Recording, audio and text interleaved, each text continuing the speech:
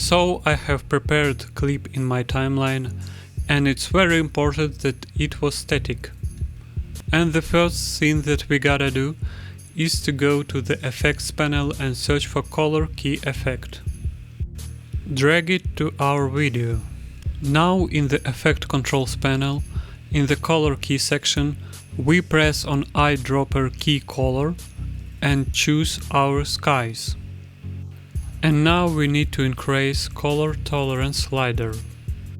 And when the color tolerance value is more than 30, not only skies will disappear but a house too. That's why we leave the value at 29 and we drag another color key effect on the video. Let's go again on the effect controls panel.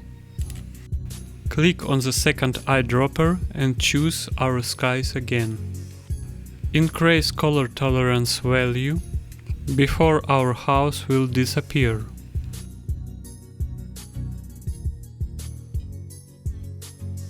Drag another color key to the video, choose eyedropper and select the skies, and again increase color tolerance.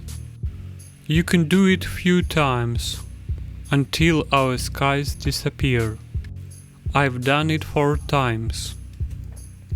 Excellent, our skies has disappeared and our house is on its places.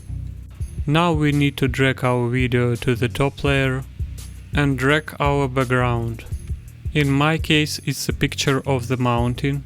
Scale this picture for the video, something like this, and we can see it's pretty nice. All we have to do is color correct our background and our video. I've used the same preset to our background and the video, and that's how it looks like in the final result. Thank you for your attention, subscribe to the channel and have a nice day.